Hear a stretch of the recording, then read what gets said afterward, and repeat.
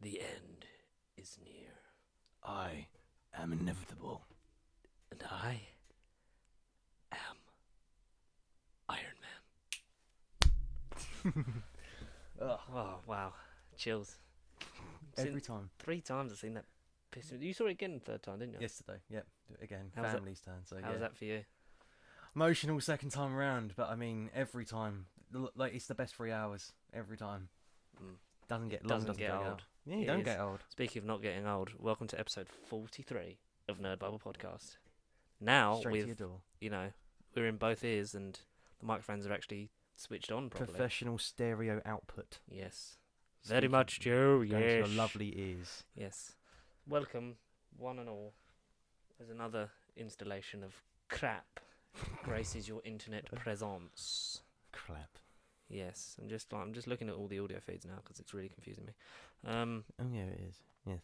Yeah, you're I coming up see more. it. I think if you're listening to this properly, it should be me in the left and you in the right. Okay.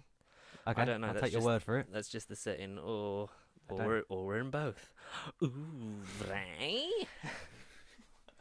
Yeah, because basically, long story short, figured out we weren't actually connected to both microphones, which is why there was a lot of ambient noise, and we were running through the mic in the computer instead of these.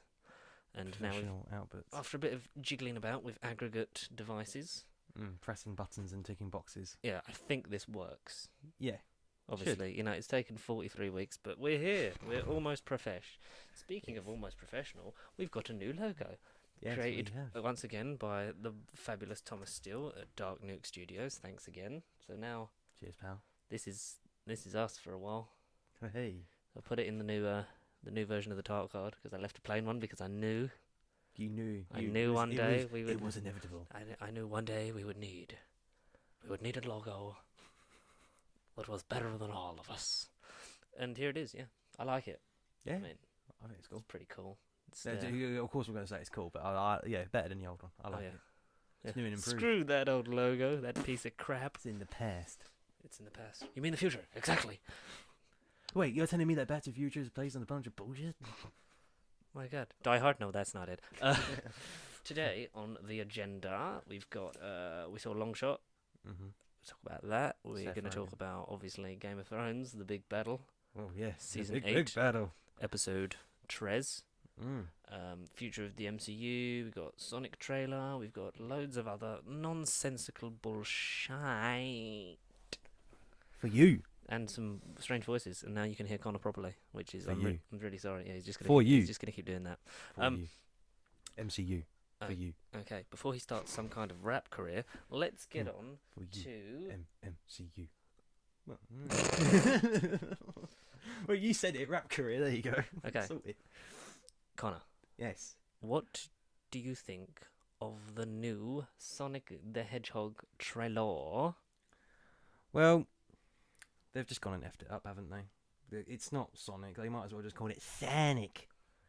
Sonic the Hedgehog. He doesn't look CGI. He just looks like a furball mixed up with a hamster, mixed up with a sofa, and just looks awful. Okay. I know, really random, but he just looks nothing like Sonic. He just looks too furry, too much like a sofa and a hamster, not a hedgehog. Okay. So for the hamster Honix Hedgehog, Hamster Honic Hog. uh, Ham Sofa Hog.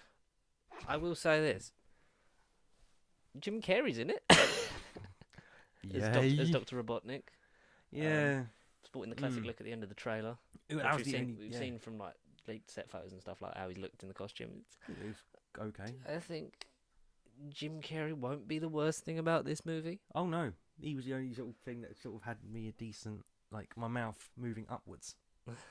As opposed to Decent. just like spouting all the other stuff we say about. I don't know. Jim Carrey. Yeah. Yeah. Gotta Funny take- enough, he's not one that we've spoken about much, Jim Carrey. No, well, he sort of went a bit mental. So it's probably, tread carefully And who when knows? speaking about the Jim Meister. But yeah, when does Sonic release? It's like, is it this year? I thought it was this year. Because Someone said to me at work it was happening. I was like, No, it wasn't. And then it's now come up all of a sudden. So I think you are going to get a great video game movie in Detective Pikachu, and then the Sonic movie is going to ruin video game movies for everyone, and yeah, we're not It's going to be polar- allowed them anymore. it's polar opposites. hmm Greatness and then shite. I can't wait. Detective Pikachu is like 9 days away. 9 days. Yeah, it's like Already? next Friday, I Damn. believe. And then the Friday after is John Wick, Chapter 3, Parabellum, which we haven't really Well, spoken about. I nearly just yeah. paused the whole audio recording then. Well, that would have been annoying. Crap. It would have been. I've bought the first John Wick. Have you? On Yes. 4K? Of course, on 4K. Yes. Did you not get the double pack? I didn't get the double pack. No. No. How much was the single one on 4K? Was it like 26 or whatever? It's HMV 2 for 30. But I ended Oh. up picking. Did you not like get- 4?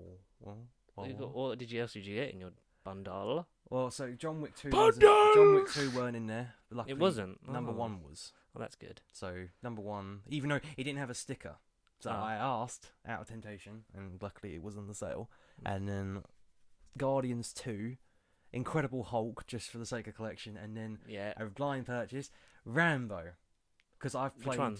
the first one, First Blood, Ooh. because I as a young. right. As a Sylvester little Stallone. youngster playing the arcade games, it's Sylvester Stallone. What wrong?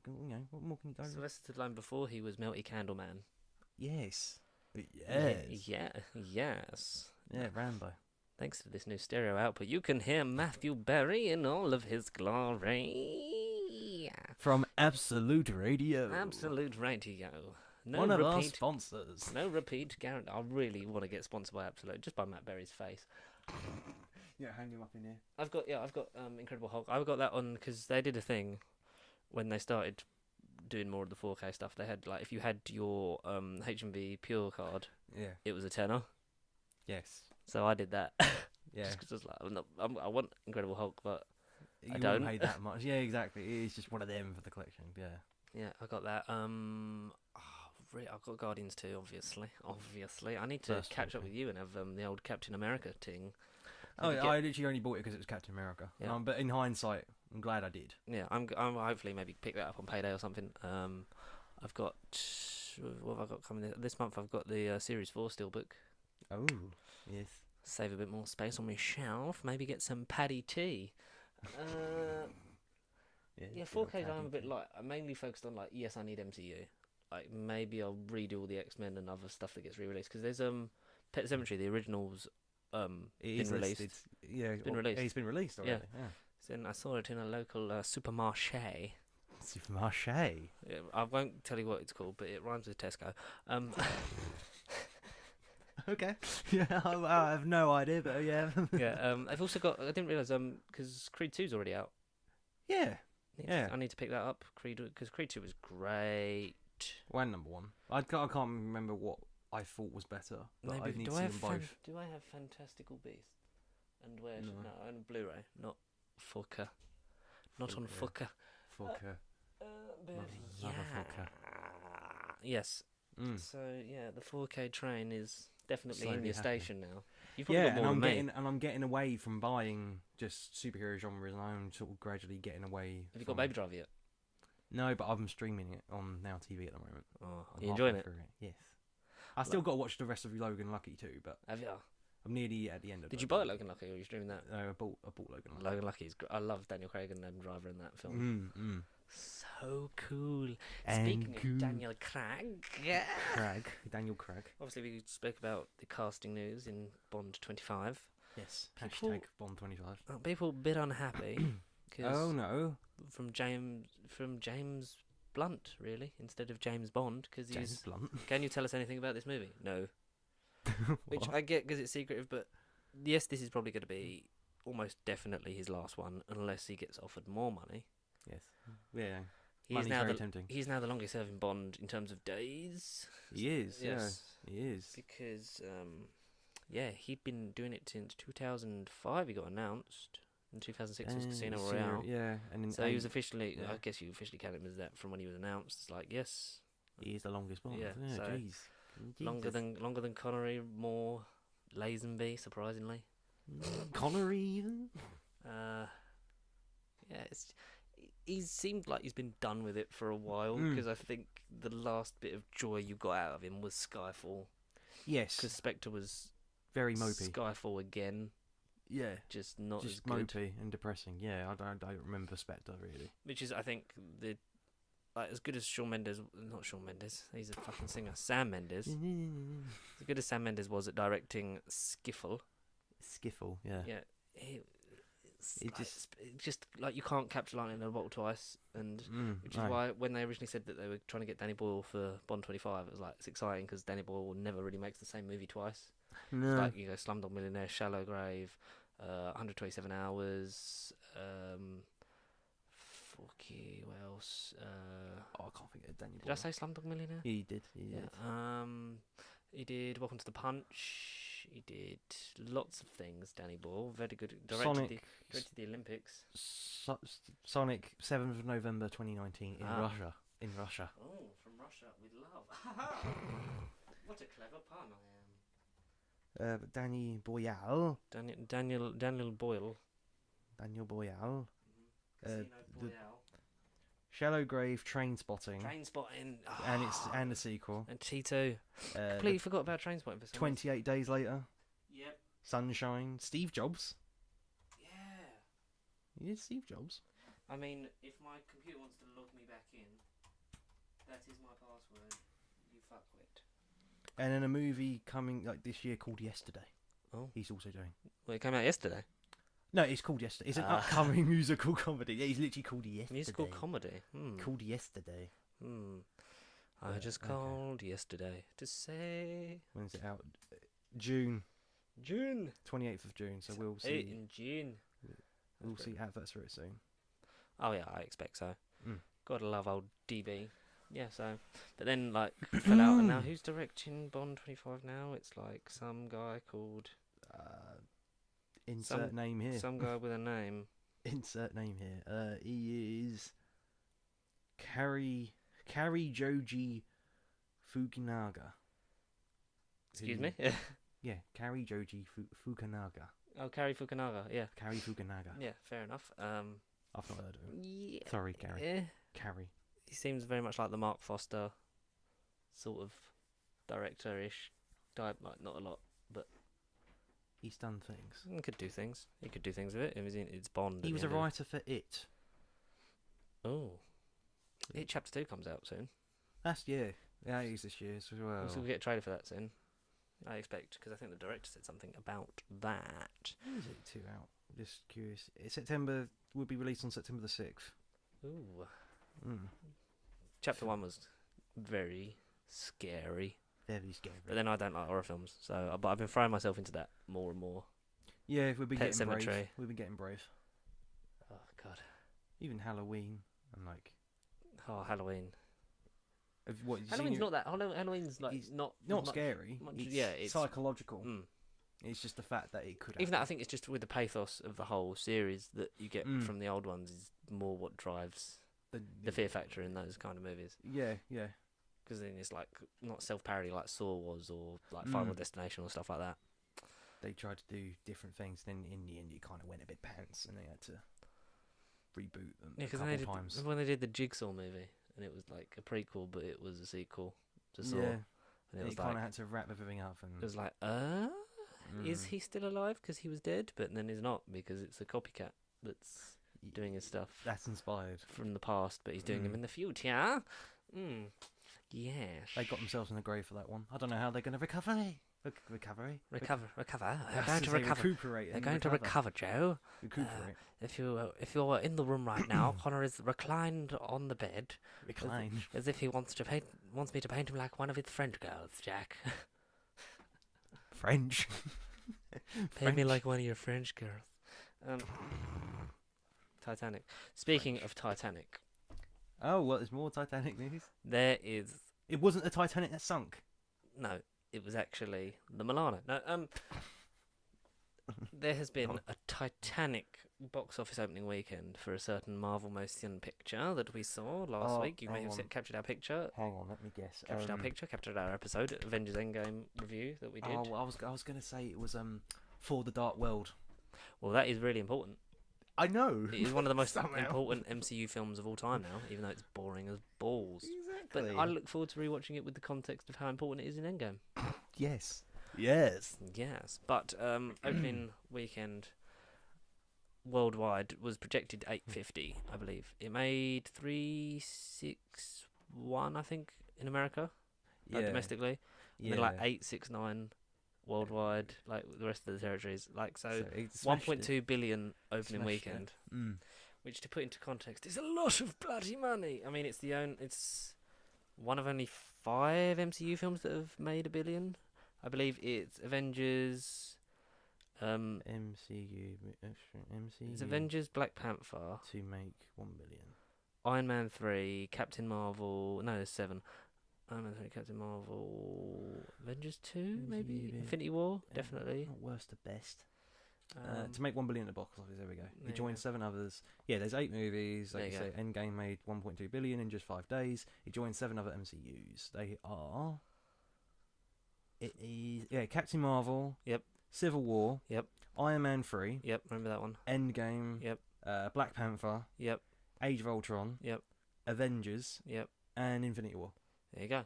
Yeah. So all this the Avengers is projected to hopefully surpass Avatar at the box office and become the highest grossing movie ever of all time, which is good. Rightfully so. Avatar is boring. It is, to say the least. It is at the time, 2009. It was a technical marvel for everything they did, and the visual effects was brilliant. Bloody beautiful. Like, you can't deny how beautiful that film looks, but there is not enough substance to back up what you see. Like in the story, in terms of the plot, yes, it's very basic, which you kind of need when you've got a world this elaborate. Yes. But yes, it's just so boring. It takes so long because it's like over 2 hours long, and that's like. It's like an hour shorter than Endgame, but it still feels longer. But feels like 2 marathons. I think because you're not really going to get a payoff movie like this in the MCU ever again, if not for a while. Like it'll be a long time before you ever get anywhere near this stature again. At least another 10 years. Yeah, at least 10 years. Yeah, something like that.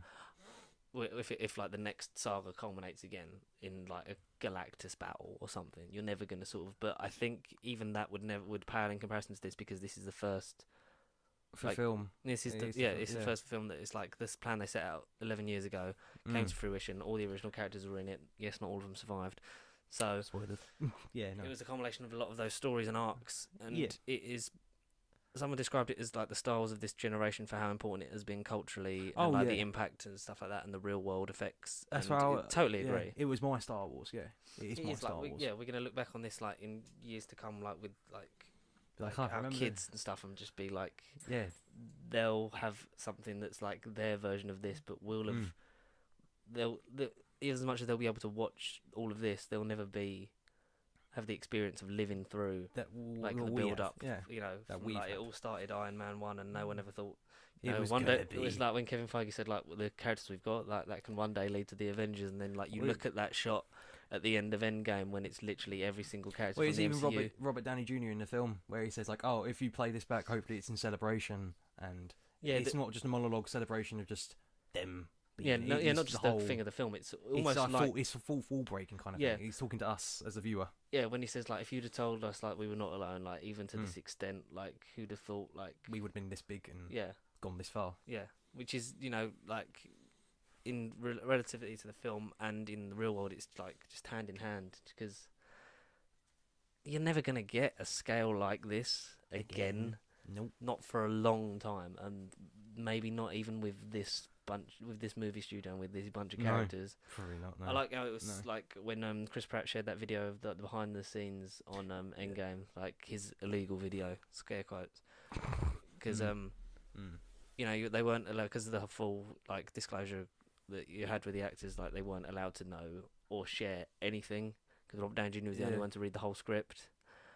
You had to sort of like have your own parts and that blah blah blah. Not all the time would you have all the characters on screen together, like all the actors in the same place. But for the final battle sort of bit in Endgame, where you've got all those people, like Chris Pratt had a video of literally like you just see, I think it's almost every character, every actor in the MCU just together, just like doing like a rehearsal run through, and then you just sort of like that sort of gets you like how far we've come, that Chris Pratt is one of like the main staples of the MCU. Yeah. Because when they announced Guardians, it was like who the hell are they? But I then never heard of them. And then like a lot of people like it just proves that anyone will go and see anything that Marvel slap a logo on now. Mm-hmm. Because that was 'Cause so they've got that credit. so obscure. But then It's they now a raised- household name. they It is raised now it a to new household heights. name. It's insane. Mm. But there will be more to come. There will be more, and they have been very big on like going more obscure about what characters and like Well, that is- comics and where they go in That the is next their few things. next step now. It is their next step. It's different, more bold and braver, different movies Yeah, now. it's gonna be Onwards it's and upwards. Gonna be May.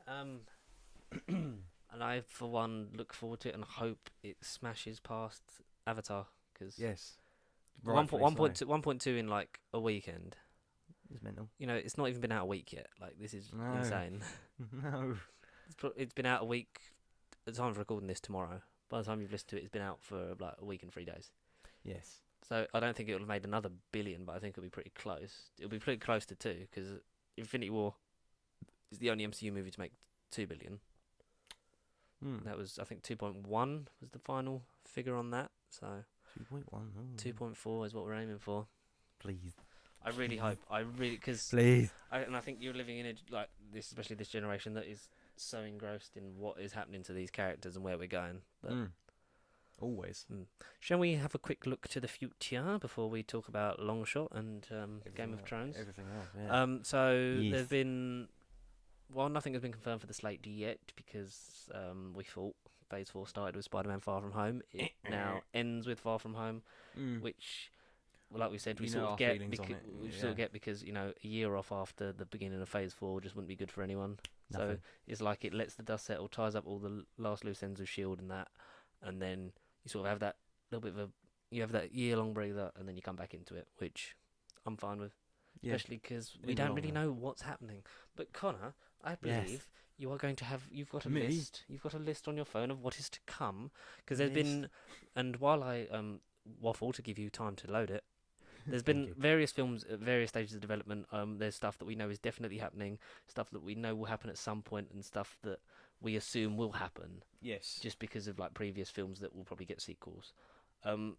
Definitely I think at this point we know 3 that are so. definitely coming out. Well, not officially, but we know it's going to happen. Without being as- confirmed. as Guardians of the yeah. Galaxy. Guardians 3, whatever they're going to call it. Yeah, we assume obviously this is all at the moment just speculation. It's a matter of opinion. We're going through what we know, like the rumors, the rumblings, at this point in time Far From Home. on today's date, which is May the 1st, 2019. Happy May. Happy May. Pinch punch first of the month. No returns.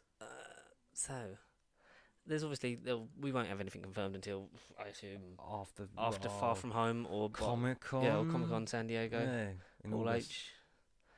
H. Only Kevin Feige really knows at this point. So this is all just speculation. Is it loaded yet? Yeah, no, it's just I Okay. thought you'd have more So- information. But Shang-Chi definitely happening. Shang-Chi, yes, Shang-Chi. Say Black Widow, whatever state it's going to be in, Mm-hmm. whatever Prequel, version, sequel, we don't know. everything. No, TV series even. There is a film, not a TV series. Mm-hmm. We've got the Internals. That's definitely happening. Filming was originally set to begin in August, but was later pushed to September 16, 2019, and will last until January 2020. Okay, so that's definitely Gonna- Phase 4, just waiting for the confirmed. A sequel to Doctor Strange. Yes. Apparently. Yeah, I'm up for that. Black Panther sequel. Yeah, understandable. Yeah, Shang-Chi that you So, said. so we've got Shang-Chi, Eternals, Black Widow, Doctor Strange 2, Black Panther 2. So that's 5. Guardians 3. Guardians 3, which is aiming now for a 2020 production start date because Of Suicide won't- Squad. yeah, because Suicide Squad will. When does Suicide Squad come out? Is it 2020 or 2021? It's because full production on Guardians won't begin. Suicide Squad's 2021. Yeah, Mm. so it won't come out until after then. But by then, I'm assuming production will be done because they're doing it. They're gearing up for it now, aren't they? Really? Which is weird because Guardians Yeah. 3 they can literally pick up pre-production from where they left off because they were deep in pre-production when James Gunn. Yeah. Just give us Adam So it Warlock. won't be as long of a wait for the start of filming on that. Hopefully, I assume yeah. once they get going on Guardians, it's literally going to be picking up A where they few- left, like a few a fine few months details, and polishing just- stuff, and then like Mm. into full like principal photography. Even Blade. Oh yeah, there's rumours of Blade because didn't Wesley Snipes say that he'd met with Marvel Studios about the future of Blade after because the rights were with Fox. They reverted back to Marvel, yeah. and Wesley Snipes, yes, he went to prison, but he's out, and He went to yeah. Did he go to prison? What? Yeah. Oh. Oh, he's nuts. Well, I'll get you. when he and he'd said like I think it was like 2015, 2016 where he said about like he had discussions. Yeah, he'd had discussions with them about the future of that. I would personally love to see a Blade definitely. sequel. Yeah. If it could But just call it Blade. Yeah. Like have it carry on. Like if you're gonna punch your pop filter, if you're gonna carry on with Wesley Snipes, which I think you should, because I don't really. There's not really an actor that I could think of off the top of my head. Idris Elba to play. Just because that's too stereotypical. Just because he's in everything. Yeah. Well, that's the thing. That's like when they've put Tom Hardy in everything, and they're like, make Tom Hardy Wolverine. It's like, no, Tom Hardy's been in enough. No, I can't think. Because the thing, like, yes, there's a lot of those actors that would be good at things, but you put them in too much, then not everything's going to be great. Like, I think if you expect too much of, like, yes, actors are paid to, do the best job they can, but I think if you keep putting them in everything, it's like they're not always going to care about everything that you put them in. Yeah, indeed. That said, I can't wait to see Idris Elba in Hobbs and Shaw, because that looks like fun. That looks funny. Yeah. I do need to watch Fast and Furious. Yes. And start with that. Maybe like Michael B. Jordan. Yeah. Because he's. Yeah. I wouldn't have said that until I'd seen him in Creed, because he beefed up a lot for Creed, and like he's quite a strong built character, Blade. He's not like your usual skinny boy. He's quite well because he has to take on vampires. Because who's Killmonger? He's in Killmonger, isn't he? He's Black Panther. Yeah, but he's dead. Oh yeah, of course. And the other actors. Paul Bettany was Jarvis, and now he's Vision. Well, yeah. Which that confused me about Endgame, because he's not. But then he could be rebuilt for the TV show.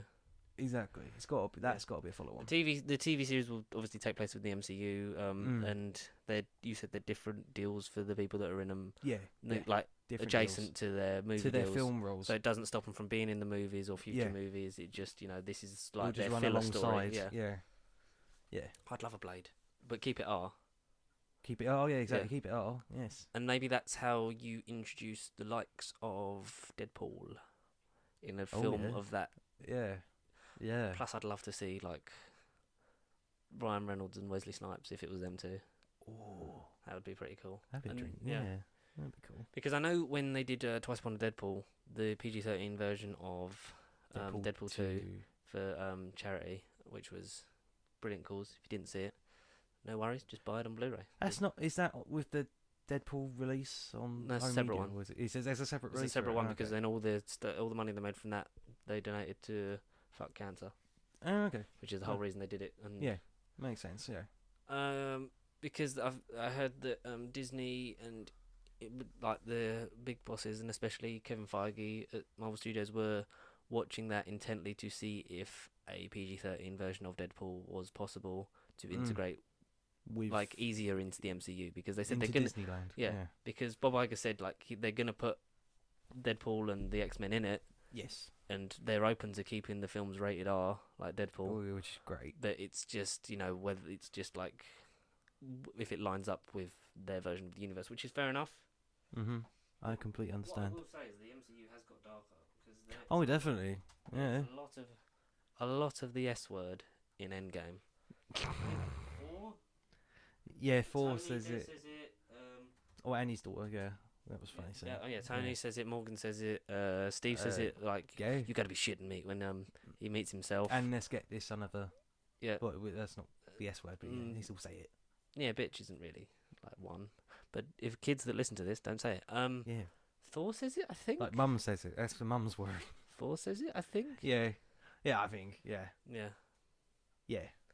But yeah, this is just a darker, grittier tone. It does seem a lot more like death looming and definitive and all that adult feel feels darker.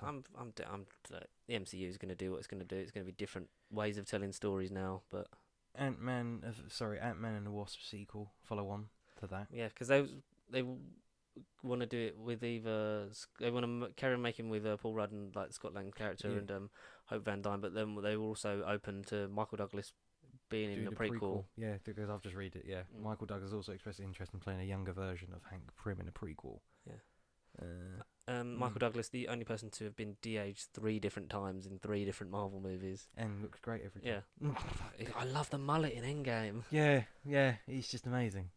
I think is that meant to be the youngest version of Hank Pym we've seen on screen? I imagine so, yeah. Because the beginning of AntMan, he's very much Michael Douglas, just, 10 years younger. Yeah. Because he just looks like it. He's got the hair just a different colour, but the same style. And it's meant to be... What's the other film It's before 91, that bit, I think, because that's when Winter Soldier kills Howard Stark, but Howard Stark's in it and Peggy's in it, because it's the formations of S.H.I.E.L.D. and, he's leaving S.H.I.E.L.D. because he's disagreeing with all that stuff. And then maybe a little, I think Ant-Man and the Wasp is a little bit before that, because he's obviously still got Janet. And then it's before they do the mission where she sinks subatomic and then gets lost in the quantum realm. And then this is the 70s when he's still at S.H.I.E.L.D., still in the compound. With his original helmet and everything. Yeah. Like, even the comic accurate Ant-Man helmet. And it's like... That was mental. That was pretty cool. But Damn. I'd be open to prequels, sequels, anything. But I think a prequel makes less sense if you're closing off this chapter of the MCU. Unless... I think you'll still be in it. I just think unless you have significant character development for future storylines, you're not really plot threads. You're not really going to need to go back. Exactly. They can't. Yeah, like you've just said, they can't just make a prequel for the sake of making a prequel. It's got to be relevant to whatever's going to happen. Yeah, because otherwise you're just dragging up the same old stuff of look, there's Howard, there's Peggy, yeah. There's Samantha. It's quick. Let's get a movie with them in it before they have an unfortunate accident. It's like, don't really want that. Yeah. Why did Howard Stark never sell car insurance? That is the biggest plot hole. That's a genuine question. But sequel to Captain Marvel. Obviously, yes. Brie Larson expressed interest for including Kamala Khan, Miss Marvel. Yeah, Miss Marvel. Yeah, because Kevin Feige said they've got really good ideas for sequels, and they would really want to bring in Kamala Khan. She's the first. Kamala Khan is the first. She'd be the first. What is it? She's like teenage. Is she a lesbian? And she's of Asian Muslim. descent. She's the first Muslim character. Muslim. She's Muslim. And then you got obviously ShangChi bringing in the Chinese American superhero thing. So they're definitely going to become more multicultural. Oh yeah, She's good. Everyone can be super. And then lastly is a sequel to Thor Ragnarok. I think if Thor is in Guardians, you're definitely going to get a Thor sequel. But then I think can't you just merge them into not necessarily merge them, but if 4 rather than do a 4th film and then Guardians 3, because they're together, and say for every reason they don't want to just rush it and just do it properly, can't they just make it one? No, I wouldn't, because I don't know. James Gunn clearly has had plans for Guardians 3 for a long time. He has planned out this trilogy. And it's going to be the end of this cycle of characters, the Guardians, whether their roster changes again, whether they get Gamora back, who knows. It's going to wrap off a lot of these arcs that will leave it open to continuing, but with maybe a new team, a la Avengers style. But I think Thor will feature in it. Yeah. I think it will be a Ragnarok kind of thing. But I think because Chris Hemsworth came out and said if it wasn't for Ragnarok, he would have given up. He would have left at the end of this phase. But he's got so many more stories he wants to tell now. He's sort of bare bones Thor and back to his basics and sort of finding himself again. And I think that is how you complete his journey with the 4th Thor movie. Yeah, he'd be the only. That's what I mean. He'd be the only one to have the only solo to have a 4th film. At least he's got sequels, because there's more talk now about trying to sort out the distribution rights between Universal to get a sequel to Hulk. Oh, good. Because good. Everyone has loved Ruffalo since he came in in Avengers. I've loved his old whole arc. Yeah, yeah. Even if you include where he came from Incredible Hulk to where he ends up in Endgame. What a journey. Yeah, and he is sort of now the elder of the Avengers. He's going to be the forefront, spearheading this new team and being the science brains now that Tony's gone. Yeah, is more an authority leader because Thor's off in space. Yeah, Hawkeye, I assume, is going to return to his family and be training up.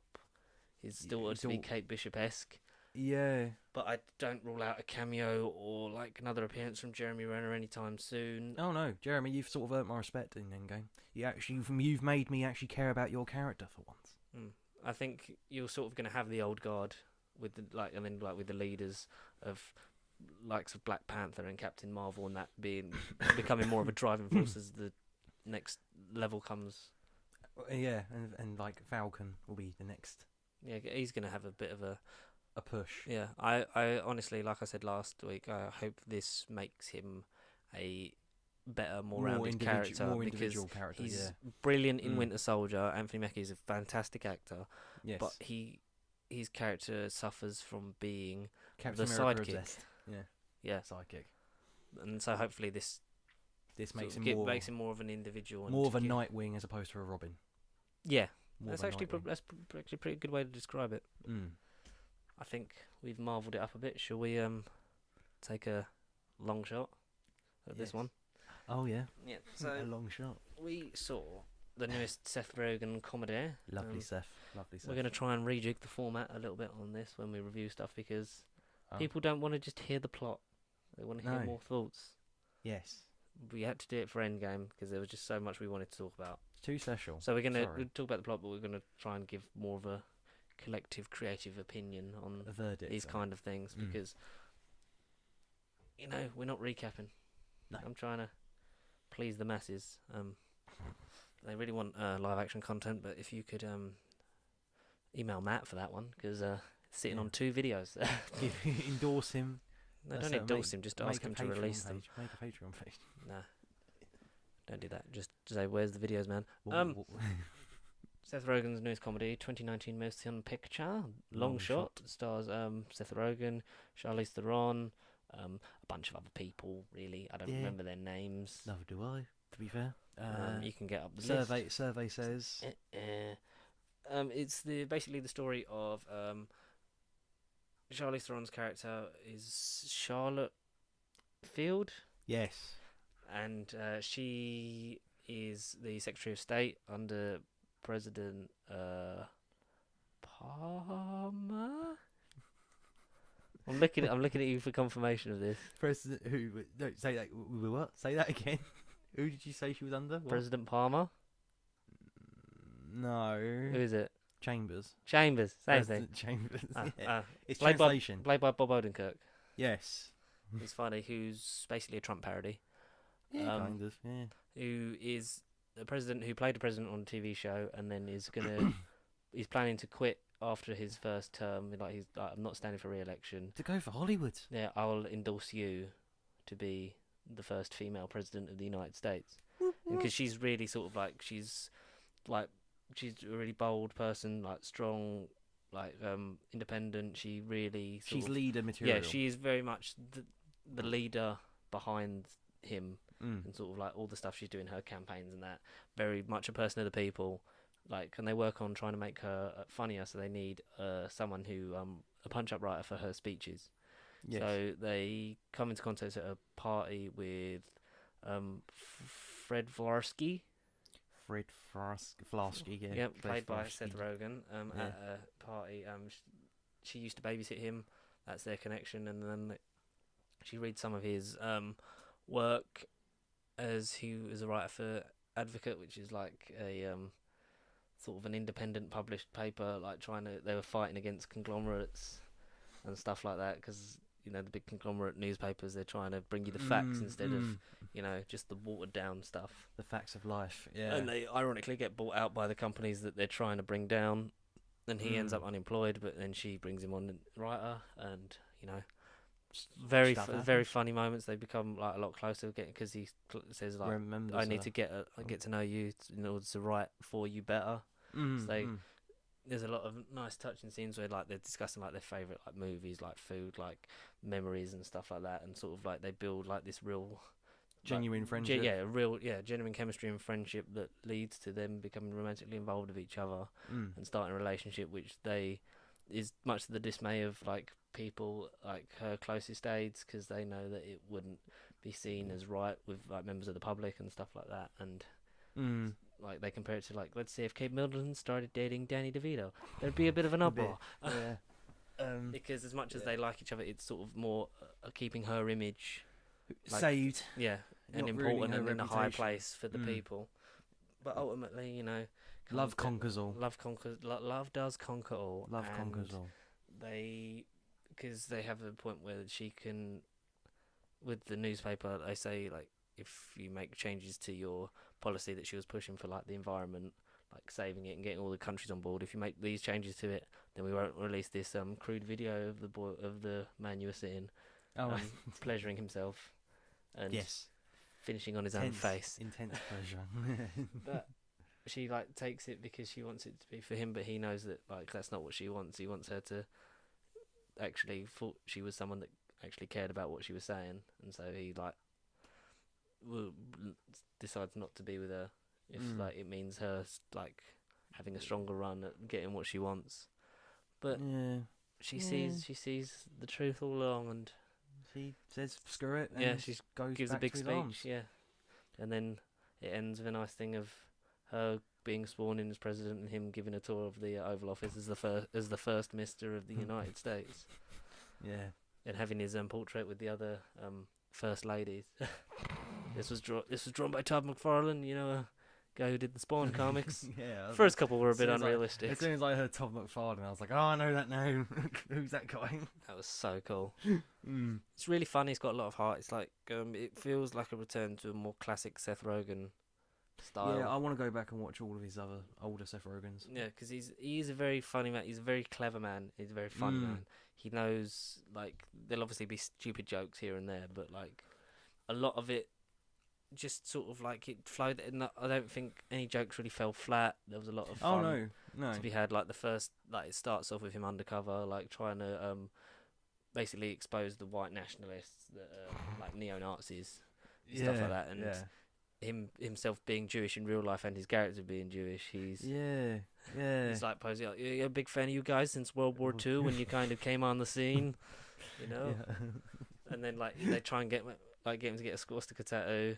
Like he starts getting it. He only gets the bottom half, which has like he says like if you think about where this tattoo started to where it ended up, it has a nice arc to it. Because it ends up being a stickman running and then the emblem of the first Misters of the United States because they put like a holly wreath around it, and it's really just funny.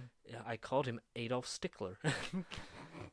And like when he died, like they uncover him and he dies through a window, like headbutts a car, smashes his back. He does it twice. He does it at the beginning and then down the stairs. Like Like he thought like he stumbles down the stairs, face plants, but like when he like hits the car and then he gets like, oh, I saved my phone. The Jews win this round. Really sort of just you're gonna have a good time, and I think we needed it more after seeing Endgame. You at least laugh at it. Oh yeah, it's not one of this. It's stupid like in what it does, but it's got a lot behind it. I think. Yeah, I like stupid, so it worked. It's really enjoyable, really easy to watch. For me, it got better as it went on. At the beginning, I didn't dislike it or think it was slow or nothing at the beginning. I didn't know what to think of it at the beginning, and then as soon as it got to them meeting, it then picked up and just went better, and it was just great, stupidly great. That is very cool. Stupidly great. I wonder if this would have worked if I'd have done them on one channel. I'll have to test that theory afterwards. But an alternative timeline. In an alternative timeline, perhaps it did. Yeah. If you like laughs, if you like Seth Rogen, you're going to enjoy it. Go and see it. Simple as. Simples. Symbols. Compared to meerkat.com. No, compared to market.com. That's standard 8 out of 10 maybe. Yeah, I'd say an 8. Solid 8. If you've been depressed at Endgame, God knows we have. Go and see Longshot in cinemas May the 3rd. May the 3rd. We only saw it because of an unlimited screening. 2 hours long, flies by. Yeah. You're not really gonna VIP privileged unlimited cards. Yeah. So they say. But yeah, great things. But it's time to switch to the long night. Instead of long shot. And I got what you mean about it being dark and turning up your brightness, because like you, I couldn't see Jack a lot. Yeah, sorry, Jack. I really tried to look for you, but I couldn't. Oh, just like my favourite line from long shot is when they get off the plane in Japan and like she says like namaste, and then like Seth Rogen just like puts his hand to go, I'm so sorry for what we've done to you. I'm so sorry for what we've done to you. Speaking of so sorry for what that we've done to you.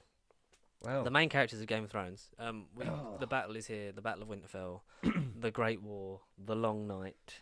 it's finally here. It was finally here, and my god, longest episode ever. It was. Hour and a half. Yeah, jeez. It was long. It felt long. It did feel very long. Not necessarily in the best of ways. No. Having time to Totally agree. having time to reflect and watch it a second time. It is not the. It's got some of the moments in it are perhaps marvellous. the greatest Marvellous. moments that television has ever bared It's witness to, and may Very good fan never bear fiction witness to material. again. Very Yes, good fan fiction material.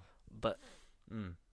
a lot of it was a bit disappointing compared to how much we were waiting for this, Yeah. and makes you wonder what the 3 following episodes are going to do. And what they're gonna, well, we know roughly it was gonna be about, but it just, yeah. No, to get If you into it, haven't seen season 8, episode 3 of Game of Thrones, The Long Night, this is your spoiler warning. There will be Yeah. spoilers ahead. changes it forever. A lot of people die. They do, to say the least. but not as many as I it? thought. So did I. Because yeah, we've sort of been building to this whole thing of the, like, the Night King's coming, the dead are coming. A lot of people are going to bite the dust, which is why I thought it was going to happen a bit later. I thought it was going to be like happen a bit later on in the season, maybe like episode 4 or 5. But especially 5. I honestly thought 5 because I thought it Yeah. was going to be like that, and then it would be like the aftermath and like. But then you can't really have Episode- like an episode like that, and then the ending of the whole show. You're true. Yeah, it would have been a bit rushed. But in as we saw at the end of last episode, they'd arrived, and Yeah. we join the action as they as various characters prepare for battle, prepare for the end. Melisandre lights up all the swords of the Dothraki with fire for the Lord of Light. Doesn't do him a lot of good. It kind of doesn't. No. This episode is very dark, and literally and figuratively. Yeah. If you have settings, I Turn would up watch the it. brightness. I would watch it at night Yeah. with all the curtains closed and all the lights off, Yes, to make it more intense. because you might see it. Yeah, and that. Yeah. And maybe turn your brightness up a bit. There was an article when the cinematographer says like he came across very arrogant in the way he was saying like this is how it's meant to look, blah blah blah. And, Right. like it's not like They're being anal about Yeah. it. it's like it needed to look like this. It's like yeah, but just a little bit more light. Because I know it's like meant to be just very like it's only naturally really lit by the torches, the moon, the dragonfire, like all stuff like that. But in the scenes, especially inside. Oh yeah, inside. I think inside it's like, especially in the dark corridors, you're not really seeing a lot. Outside, it's sort of you're getting away with it because you've got so much fighting that going on, and there is a bit more colour and then a bit more illumination visual around. flair. Yeah. But Inside. There's just a lot of points where it's like it's so dark, and I spent a lot of the episode squinting, going, "Who is that? Where are we? Yeah. What are we doing?" It didn't feel boring because it's all set in Winterfell. There was a lot of chopping and changing of where we were, sort of like going through the battle. From everyone's It was perspective. it was well shot by the As I director. mean, cinematography wise, camera, like you say, The shot wise, was director- amazing. The director was brilliant because he's Hands done down. Hard Home, he's done Battle of the Bastards, and all that kind of stuff. So we know that it's no problem being shot. It's just sort of how it looked. I and think presented. a little bit more light, not a lot. I don't want it bright. Like I wanted that atmosphere. Just I wanted to be able to see it because Yes. it's a brilliant sequence. Simple request, but it is just a thing that did irritate us seeing it. I love the shot with the Dothraki ride off with their on their horses with the flame swords. Oh And yeah. one by one, you just see like all the lights All slowly the go lights. out. Yeah. And then Jorah somehow ride back. All the Dothraki are just killed in one go. Yeah. And then just out of the darkness, the horde of You see White these Walkers just like skeletons. fly through. And then you've got the Unsullied try and defend, like, because everyone's got dragon glass. Yeah. They've got all the battlements, the spikes, the drawbridge they drop with the other dragon glass bits on them. Yeah. The swingy arms of flail things. The swingy arms. The archers.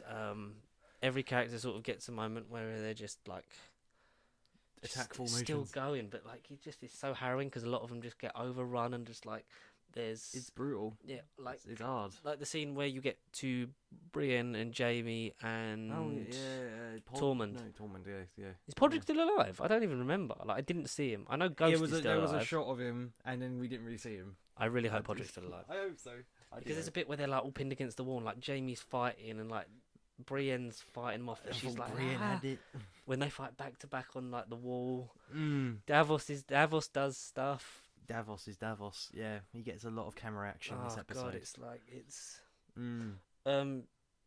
yeah, a lot. So there's not really a lot to explain plot wise because it's just one It's big just battle. a fight. It's just a fight. The Night King comes down on his dragon. There is a nice Yeah. little sort of homage to like the Dance of Dragons from the Targaryen dynasty with the brothers and sisters fighting on the dragon when John on Rhaegar, who rides Rhaegar for almost the entirety of the battle, which I thought was strange because I thought he would have wanted to. I think originally if he hadn't have rode in episode 1, he would have just been on the field. Exactly. Yeah. But he's sort of like manned up and got and he's got sort of, I think it's out of duty to sort of like protect Daenerys as well because he sort of doesn't want her to be on her own. So it's them 3 dragons like trying to fight each other.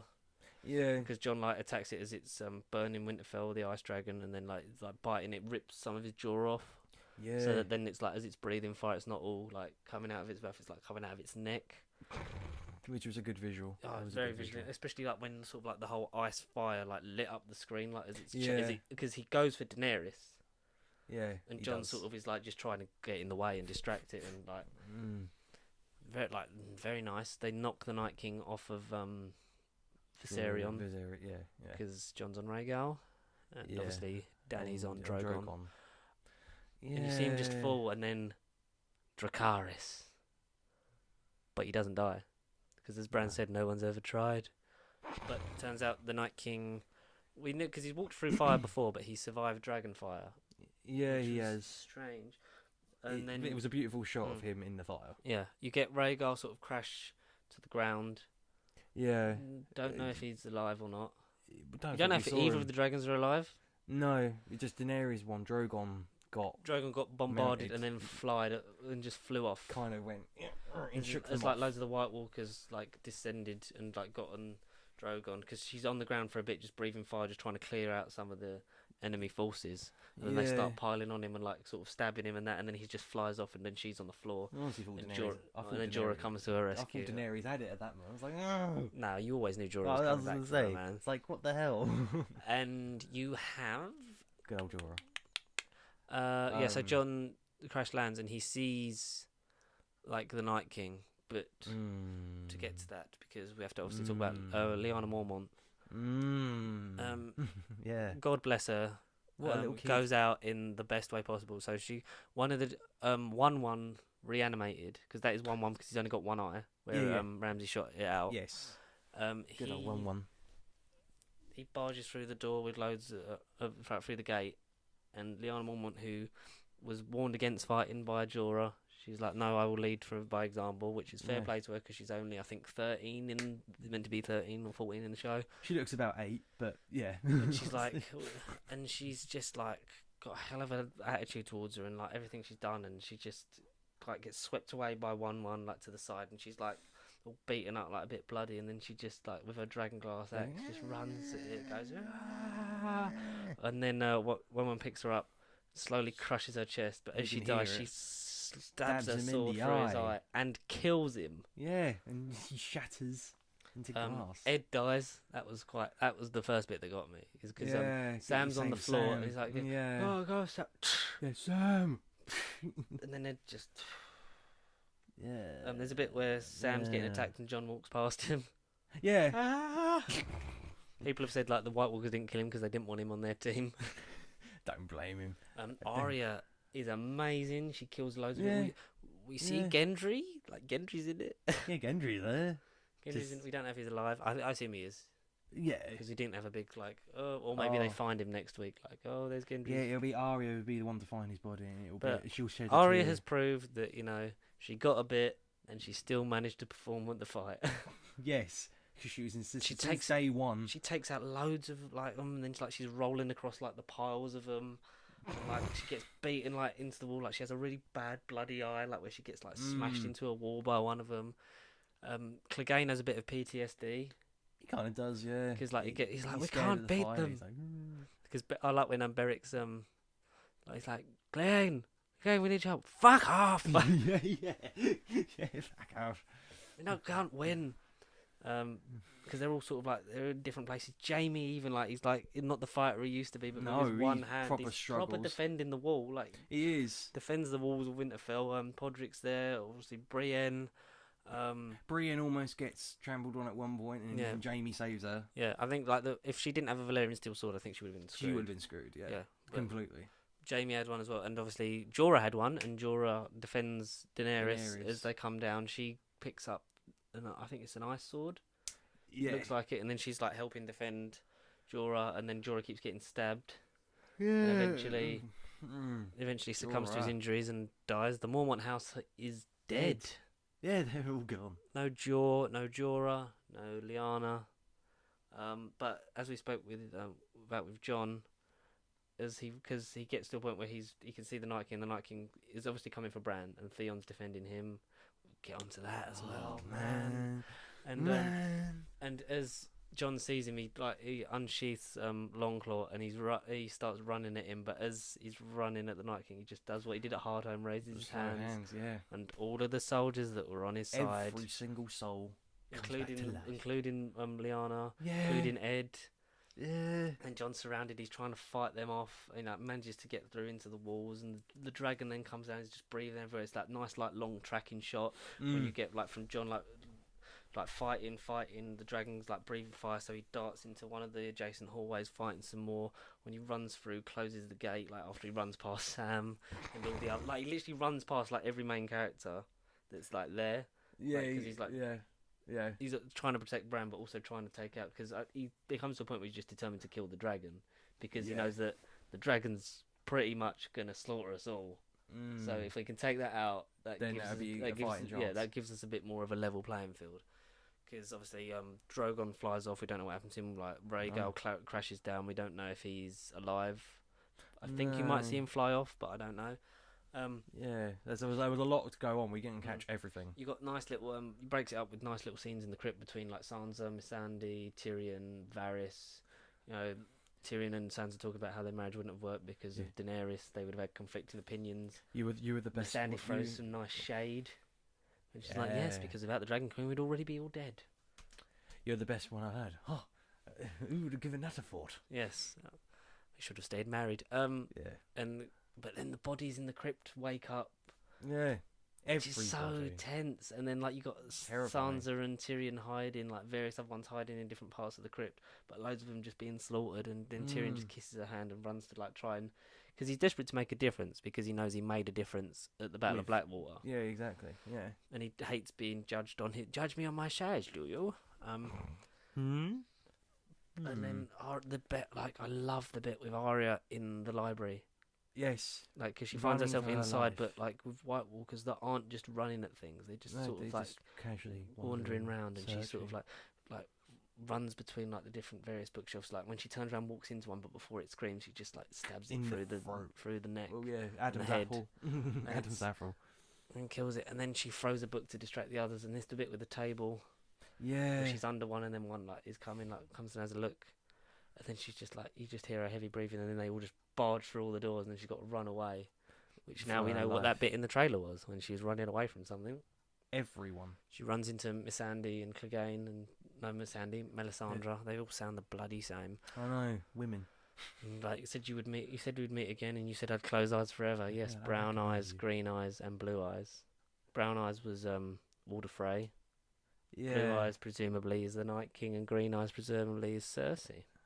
Yes. So I didn't think of that, but she's saved by Beric and Clegane. Beric unfortunately dies from injuries he receives, and Melisandre says he was brought back by the Lord of Light for a purpose. That purpose is now fulfilled. Obviously, also because he didn't have Thoris there. No, because he had no one to resurrect him. So Beric dies a hero saving Arya. Clegane also managed to get her out. He's sort of just I think he just defends the room after that, doesn't he? I think, because he just sort of is like a bit sort of just shaken by everything, and then she goes off. We don't know where. No. Until later on. She vanishes. We get to Bronn at the Godswood because the Night King and his commanders, like the other ones that are made of ice. Yeah, that's right. They narrow in on the Ironborn, because the Ironborn, led by Theon, are defending Bran. and then like they're just bombarding with arrows. They run out of arrows, and then you just get to a point where like all of them are dead, apart from Theon and Bran. And you see the Night King walking in, and Bran just goes, "You're a good man, Theon. You're a good man. Yeah. Thank you." And Theon, like at that point, he knows like what's going to happen to him, but he literally picks up his spear and charges. He's got to do something, and just as he gets the Night King, was about to lay what would be a devastating blow, Night King snaps it and just stabs Theon, and Theon just dies on the floor. Yeah. Painfully. And then just the slow motion of just like you see every like main character is suffering and being bombarded by all these things, and you see the Night King get to Bran. They just look at each other, and as you see him draw his sword, just from out of the corner of the screen in the darkness, you see the little face of Arya Stark just dive at him, and he just turns around, grabs her by the neck, and as she's got the dagger in her left hand, she just drops. You just like at that point, I was like, oh god. I was like, oh my god, she's gonna die. But then you just slow motion, you just see the knife drop into her hand lower down near his chest, and she just stabs him in the heart. And the Night King dies, and every White Walker just shatters if they're made of ice and just collapses, like the dragon dies. Yeah, dragon, yeah. And it's just quiet, and you just see, like, as the dawn breaks, everyone's just breathing. Like, Melisandre takes off her necklace that was keeping her alive, and she walks out into the field and dies. Because as she promised Davos, I'll be dead by dawn. Yeah. It's just wow. So what a shot to end it on. It's just an old lady, an ancient old lady, plopping on the ice. That is insane. It was just the last 20 minutes, half hour. That last 5 seconds though. It was 5 just because seconds, you get to work because it's just like showing everyone. It's like they're building to something because like it's just so dramatic, and you're seeing everyone at once, and then just as you see Arya's face of all people, and then. And then just drops it, and then that means she shut blue eyes and brown eyes forever, and now it's just green eyes. And Cersei's been on her list for a long time. Yeah. And we're going to be dealing with a lot of the aftermath of the war. But also, it's got what's going to happen with Daenerys now, considering she's going to go for the rule, and our loyalty's going to be divided. Have you seen the trailer for episode 4? No, I haven't. It's basically Daenerys giving a speech of like, we've won the Great War, now we must win the last war. Oh. And you just see like the shots like in the morning of Winterfell, like you see all the people, like you see Jon, you see Brienne, like all of them, and like dealing with the bodies in the aftermath, and just sort of trying to come together after such a climactic event. Oh well, yeah, life-changing battle. Oh, it's just insane. Like there's just like so many things in that episode. Like Jorah defending Daenerys until he dies. Like he even like he's been stabbed so many times, and he only drops after the White Walkers drop. He drops it as soon as they win. Yeah, essentially. And he's literally like there, and she's obviously crying because he's been by her side since day one. And you've got like these like not as many main characters dying as you thought. You've got Jorah, you've got Theon, you've got Lyanna Mormont dies, you've got Ed.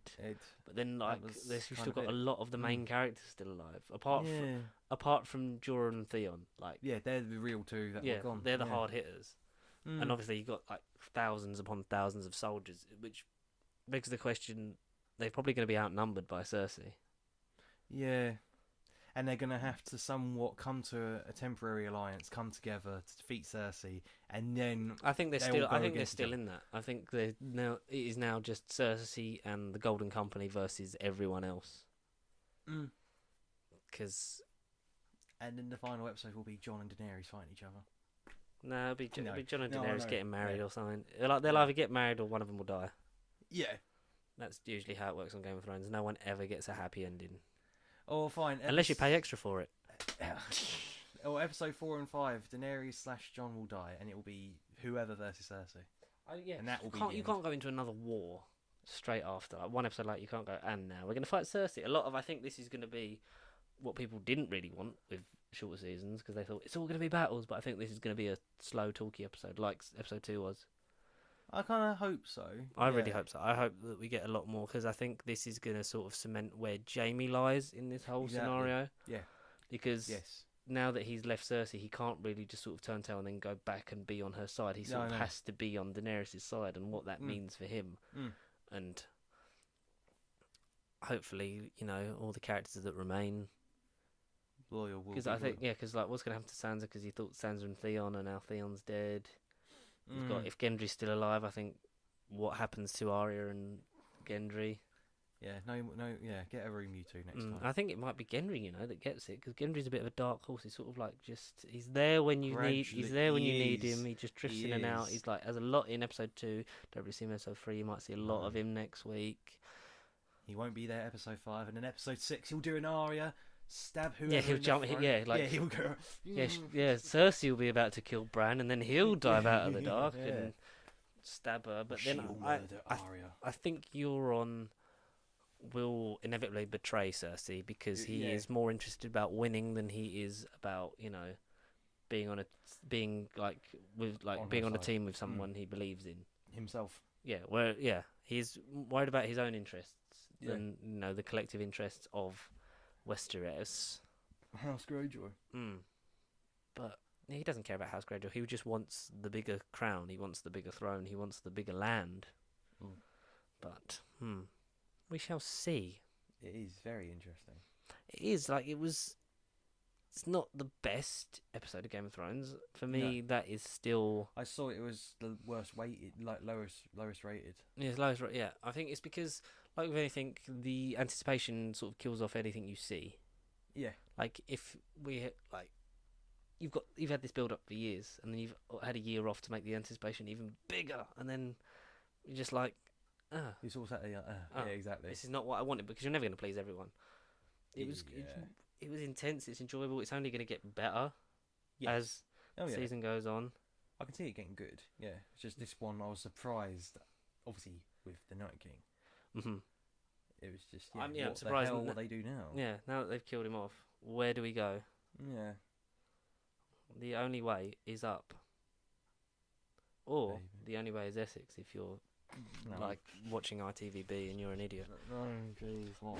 No. Got a lot of crap on my pop filter. No. No, but we're not going to talk about that. Oh, that was a thing I read. Go on then. Palpatine's return. Okay. Somehow. Yeah. That's Game of Thrones talk. But Star Wars. Yeah, Go. Emperor. The Emperor's New Groove. It's a fantastic film. No, I just read Palpatine's coming back. He apparently confirmed return. I didn't read the article, but I just saw a headline. Palpatine confirmed return for Rise of Skywalker. No, we knew that when he laughed. Yeah, but then he came out on stage and said, well, that was just... he basically said, I'm dead. He sort of lied to us. Yeah, but we knew he was going to lie, because... Well, it's his job. Because as Luke says in the trailer, no one's ever really gone. Yeah! I swear I read it. Though. And the fact that Ian McDermott shared the trailer for Thingy and said the dark side is stronger than ever. We knew he was coming back. Palpatine possessed Darth Vader's mask. Return linked to Matt Smith mystery. Yeah, Matt Smith. I've seen a lot of things that people think Matt Smith is going to be young Palpatine. Darth Plagueis. That would be pretty cool. I remember when Matt Smith was saying, I don't even know if I'm in Star Wars. Like, I don't know why people keep saying I am. Yeah, I'm not here. Yeah, I'm not. I don't know if I'm in Star Wars. No, I don't know that, because I haven't been told yet.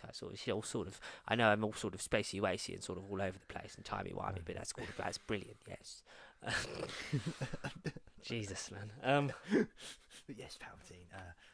Yeah. So Palpatine, yes, he's sort of big, super bad. He's sort big, of thing. Scary, big, cosmic hobo dude from. He's a big sort of space thing. Like looks like a testicle, wears a robe over his head. He's sort of very magical and things. And maybe I'll be him, but maybe I won't be. I don't know if I'm in Star Wars. I'm more of a Star Trek fan. Yes. I don't know what just happened. I blacked out. Was it good? Have you seen Khan? Yeah, I like 2. Star Trek 2. No, Star Trek 2. Oh, you're still in character. This is the in conversation with Matt Smith. Yes. I'm a big good friends with Benedict Cumberbatch, who played Khan, even though Simon Pegg said he wasn't really Khan, but he was obviously Khan, because it was the same film. It was literally Wrath of Khan. It was. Oh my god. Yeah, I do need to. Well, at some point I'll get into Star Trek fully. I've sort of dipped in and out of bits. A ship shouldn't go down without her captain. Benedict Cumberbatch. Who? Who? That is my favourite recurring joke from Toast of London, is every time they say Benedict Cumberbatch, like he doesn't know who he is. Yeah. Who? I did once with Benedict Cumberbatch. Who? We did it my way in the end. Fassbender lasted barely half an hour. Different sources say Han Solo will have a role in Rise of Skywalker, although it's difficult to 100% piece together how he'll be used. False Ghost, because he learnt to be one with the Force by marrying Leia and having sex with her and having a kid. I don't know. Han will appear in a sequence with his Kylo Ren. With his Kylo Ren. This is my... Everyone has their favourite Kylo Ren. This one is my favourite, where he wears the hat, but not the hood. In what is described as a surprise intervention of sorts. It's going to be... I think it's going to end with Adam Driver's Kylo Ren returning towards the light side or dying and Darth Vader-esque and becoming good again. I think it's going to be that kind of arc, that way to round off the Skywalker family, have it come full circle, and then... The Rise of Skywalker. And then do whatever you want in episodes 10, 11, 12 and various sequels. Old Republic. Make it Darth Revan, Darth Malik. Apparently Old Republic is going to be the trilogy made by the Game of Thrones creators. And that's not 10, 11, 12. That's its own separate thing. And then Rian Johnson's doing his own trilogy. There's still the anthology films. There'll be 10, 11, 12. Star Wars Until We Die. They'll milk it dry until we hate it. But there's no Star Wars film for a while after. No, there's no anthology. There's no anthology one this year. Next year. No. Not next. Yeah, not next. No, next, because it was like episode 7, Rogue One, episode 8, Solo, episode 9, and it would have been Boba Fett or Obi-Wan. But that got... I desperately want an Obi-Wan anthology movie. Oh, so do I. Yeah, just Obi-Wan. to bridge the gap between 3 and 4. Yeah. Maybe plus, Ewan McGregor's great. He is. Because I like, one of my favourite things on the extras of Revenge of the Sith is like the this is like the last chance to line up Ewan and Alec. So it's like that's why they make him. They have him like the beard, the hairstyle, and try and do the last bit of matching up before you'd get to New Hope. So it seems like one progressive story. Yeah. But there's so many things you can tell with that story. Too many things. I love Ewan McGregor as well. I think he's a deeply underrated actor. Yes. Because I rewatched Christopher Robin the other day, and that's just beautiful. Like the way that's written. It makes me wonder, like, how it would have sounded, because Chris O'Dowd was originally Tigger until they got Jim Cummings to redub all of Tigger's lines. Oh, well, I didn't know. Which was like, why would you cast Jim Cummings as Winnie the Pooh when he plays Tigger and not have him play Tigger? And then why would you not have the cast? I think some of the voices felt disjointing for me, just childhood-wise. Piglet especially. I don't remember who played Piglet in that movie. But it didn't sound nothing like normal Piglet. I don't, because Brad Garrett has played Eeyore before in various things, and he's got that sort of deep resonating voice that works. And look at the actors who still portray those characters are still alive. So why wouldn't you just get them? Just use them. Yeah, I don't understand that. Yeah, they're still good film. Yes, really enjoyed it. Just love Ewan McGregor. Hayley Atwell was good. She's good. She's good at living in the past. Oh, that is her thing. She's really good at living in the past. And speaking of the past, have we talked about X-Men being Phoenix done? Not yet, no. But yeah, that's a thing that came out. An article that you read earlier Connor. This week. Yeah. This Dark week, Phoenix. do you love me, Reek? This week. This week, do you love me, Reek? Yes, my lord. Yes, Reek. Well, you know, I'm going to cut off your penis and send it to your father, Baglon Greyjoy. No. What I'm going to do, Reek. No. Reek. That's what I was going to do to the Dark Phoenix. I was going to do that to the Fox universe. Now you sound like Cartman. That's what I was going to do. That's what I was going to do to the Dark universe. Hey, you remember X-Men? Yeah, I remember. Hey, Reek, crack you, Reek. Go on. So, X-Men Dark Phoenix, for anyone who doesn't know, is the film in the X-Men film series. Comes out X-Men July. 3. X-Men 3 remake. X-Men 3 Part 2. July? I thought it was the end of the year. No, it's July. Is it July? The trailer's been in cinemas for ages. It's going to be out. Release dates June the 7th, but then I thought we were saying for months ago it was delayed till like... Well, because it was originally meant to be October last year. Yeah. That's what it was. So we got X-Men 2, 3, First Class, Origins, Days of Future Past, Origins, Apocalypse, Origins, The Wolverine, Logan, Deadpool, Deadpool 2. So it's the 12th film in the X-Men universe. And then supposedly New Mutants, if that's happening. New Mutants is not coming out, I don't think. Especially with this news that you told me. Connor, go. Cancel sequels, there we go. he initially, Kinberg said in May 2016 he initially hoped Dark Phoenix would be the first in a new line of films focusing on the younger versions of the original X-Men characters. However, after the acquisition of 20th Century Fox by Disney, Bob Iger stated the X-Men would be integrated in the MCU, which we already knew. Mm-hmm. He had Which reviewed means the script what? and tone of Dark Phoenix. In March 2019, Fox executive Emma Watts described Dark Phoenix as the perfect send-off for Fox's X-Men franchise. That's not quite. So it's going to end with this, no matter what taste. Yeah. That is, for me, that is unfortunate and both amazing. And Unfortunate and amazing. and I would tell you for why. Because these stories have been poor. Yes. If you look at the whole of the X-Men series, you have, it's probably a 50-50 split just of good and bad. And that's when you include Deadpool and like the original. And Logan and everything. Yeah. Mm. But there has been too many times where like Fox are like, no, we're gonna do our own film, we're gonna rejig. Like the whole of Days of Future Past is essentially to fix the timeline. Yes. Which then they mess up in Apocalypse. Yes. It's like it's suddenly been like 20 years and these characters have only aged like a couple. And like they still look the same as they did in their 20s and they're meant to be in their 40s. It's like, okay.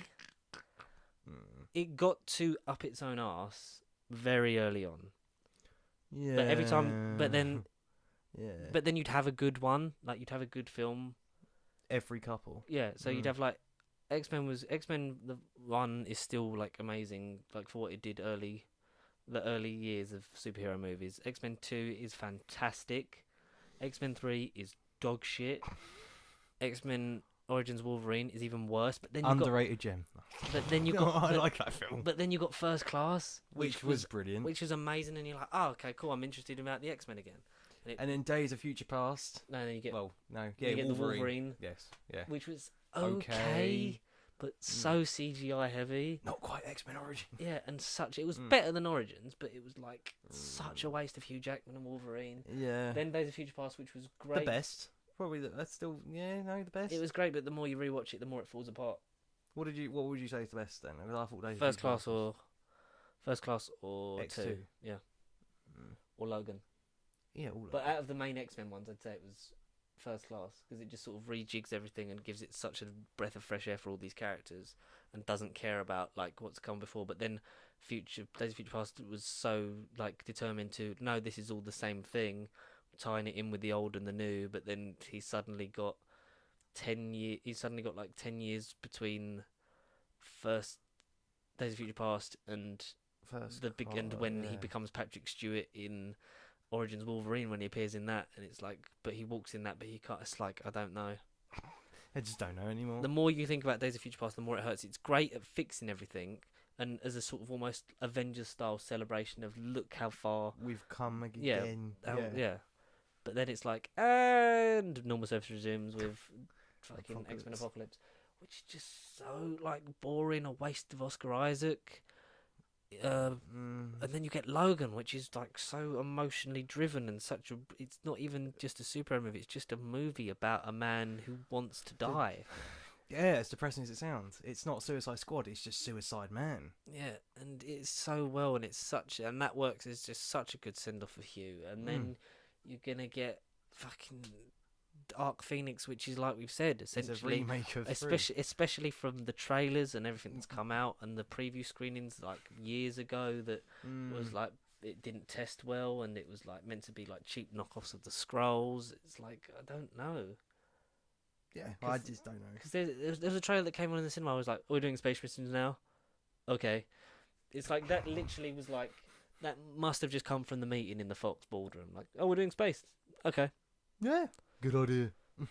It's like they're going to go to space and then she's going to get lost in space and then going to like do all the things. There's even a bit where she teams up with Magneto. Apparently in the preview screening she disintegrates Charles again. She kills bloody what's her face, Jennifer Lawrence. Mystique. Mystique. I was going to say Rogue. It's so boring. Jennifer Lawrence doesn't even want to be in it anymore. She doesn't want to be in the makeup. Like that's why she keeps like telling them to make her just look like Jennifer Lawrence. It's like, and it's such a shame because it's a waste of James McAvoy and Michael Fassbender. It really is. Them two were their chemistry together is best fantastic. thing. It's just like even like apparently he calls out that, oh, we always do this thing where one of us is bad and one of us is good. They're even calling themselves out on their own bullshit. Like, what is the point? Like, I don't get where if you had someone in a Kevin Feige-esque role at Fox, I'm sure it would work. I'm sure it would, because you just need someone with a bit of brains to go, right, this is like the sort of like timeline and structure where we want to start with these characters, where we want to end. This is how we're going to get there. This is because I remember when back in Fantastic Four got rebooted, and they're like, yeah, this is gonna take place in the X-Men universe. And I was like, as boring as and as stupid as and as little characters as that is, that's going to be great. that's sort of cool, because then it's like an adjacent MCU, and then it's like, no, because it didn't fit in anywhere. And it was like the equivalent of cancer. It was horrible. Oh my god, that killed a Fantastic Four. I want a Fantastic Four movie that's good. MCU, like, Kevin Feige on it. That is the one ray of light that I can hold on to. That Fantastic Four is going to be done, and going to be done extremely well. Yes. And going to be done comic accurate. That's what I want. I don't want Galactus to be a cloud, because he's a fucking man. He's not a cloud. From space. Man from space. World devourer. The Eater of Worlds. We're going to have Silver Surfer in the MCU. We're going to have all these things. We're going to have the X-Men and like... The real X-Men. Like the more important thing is that thousands of people are losing their jobs, and all people care about is that we got all the characters back together. Yeah. Which is good if you're a fan of these movies, but if you're a fan of just movies in general, it's going to break the system. Fox owns No, it's not Fox. Disney owns like 60% of the like market. All. Yeah, they really do. it will drop. It's like frightening. it will affect indie films. I mean, look at like Avengers Endgame. Yeah, It's like the only film. Like someone tweeted, I think it was biggest indie film of all time. I think it was Mr. TARDIS Reviews. Oh right, yes. Like, shout out, because he still makes great videos. Yes, you do. He was saying about, because he was trying to check times for, I think it was Tolkien, and there was another one. He was like, but all it was showing was Avengers, and he's like, I hope it's just that they haven't added these times on yet, because there was however many screenings. There was like 4 screenings at midnight when we went for Avengers. Yeah. There's been like at least 20 a day. Yeah. And that's just in Harlow. Like, I know because Connor spoke about, because when he goes to see his dad in Milton Keynes, he spoke about like how that one had like 9 on, like launch night. 9. And like the big ones, they're just gonna push out all the little ones, and like you're gonna have. It's like when Disney wanted a bigger like box office take from the cinemas for Last Jedi. And they're like, you have to play it for this many times in all of your biggest screens for this many months, otherwise you do not have this movie, and then they lose out on that, and we want a bigger cut of the ticket price that you get. But that's how cinemas keep going, is that kind of things, and you're just gonna have like literally like fucking everything. 5 movies are gonna come out, and like 3 of them are gonna be owned by Disney in some way. Yeah, I have some sort of ties to the, not just the Marvel Cinematic Universe, they also call it the DCU, not the DCU, the Disney Cinematic Universe. Yeah, because you're gonna have like just original Walt Disney Pictures. You're gonna have Pixar. You're gonna have Lucasfilm. You're gonna have Marvel Studios. MCU, you're gonna have all the Fox stuff now, which is like Predator, Die Hard, all these kinds of things, and they're all under Disney. It's just I get angrier the more I think about it. But it's a good, but like in terms of, as you know, people that get content from this kind of thing, we're going to have a lot more to talk about. To come with comic book stuff, with this kind of thing. Definitely to come. It's good that this means we won't have any more crap X-Men movies. Hopefully, no, surely not. We'll just, it's a shame that these actors, like, because as much as I don't think Sophie Turner is right for Jean Grey, she has done the best with what she's given, and a lot of that is the X-Men of it's not great, but they're doing what they can with what they've got. New Mutants will never come out, which is a shame, because that looks like a complete and utter. This is what I read. The X-Men will be rebooted. Yeah, following Dark Phoenix. Yeah. This is what I read. Yeah. Yeah, I'm up for that. Fresh start for these characters, I think. Fresh new hands, fresh eyes. Because I remember Feige was meant to leave Marvel, but then with the Disney merger of Fox, I think he signed on for like another 5 years or something, because he sort of wants to steady the ship and think of that, because that would have been a good point for him to jump off. He would have been like, I've achieved what I wanted to, next set, but they'll want him on, Could be used for any characters. Legal. What's this from? Is that article? It was just an interview regarding whether like they could have been integrated to the MCU sooner. It's like, could you have used any of the characters that Disney obtained from the Fox acquisition, and then Probably not, because the acquisition deal happened once Avengers was already filmed and legally not allowed to. I guess it's done now, but it wasn't done then. They're referring to Fox still having an X-Men movie that Dark Phoenix has got to come out in June. You can't reboot them before they're done. Sorry to completely screw you. So they couldn't release anything before was that Dark McFeely Phoenix. said that? McFeely asked the first bit, legally not allowed to, and then Marcus said they can't reboot him before Dark Phoenix. Which makes sense, because you want a cool, like Feige said, you want a cooling off period, because 2021 before we see anything sort of vaguely related. I think you get away with it with Fantastic Four sooner, because it's been So 4 years long since the film came out. It has been Which 4 years. Which isn't that long. No, but it feels like a lifetime, because I was never went to terrible. see that in cinema, and I watched it on Netflix. And I wasn't giving my money to that because of everything that I saw about it and read, and then the director like losing his mind over it. But hey ho, I guess we never quite know what the future holds. No one does. No one does. And if you want to know what the future holds, get in contact. nerdbubblecontact@gmail.com, @PastySheep on Twitter, Facebook, Instagram. We'll see you this same time next week, and maybe we'll have released a live action video. But I wouldn't hold your breath.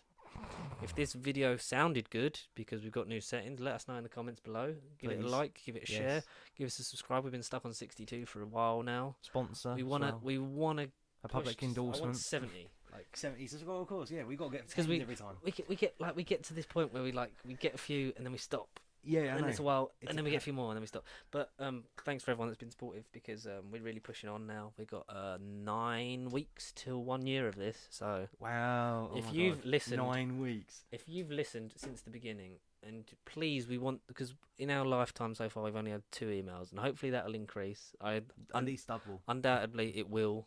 Like eventually, we'll get to a point where we have more. But if you want to email in for the 1 year. Yes, already, I'll open that up now. 1 year special. Put it as your subject heading in your email. Give us some questions. Give us like stuff you want us to talk about. Tweet at us. We'll do a Q&A. Yeah, I'd love to do a Q&A. Yeah. We want to obviously get the guys at Dark Make involved as soon as. I really want to get them involved for the 1 year. It's just logistically with the room I have right now, it's not going to happen here. But if we hear back from a certain small man with a tardiness issue, then maybe. Because I forgot the English word for, what is it? Punctuality. There you go. Got there in the end. Punctuality. But, word of the day. It is. And we'll see you next time. Episode 44. I know. Goodbye, my dears. For you.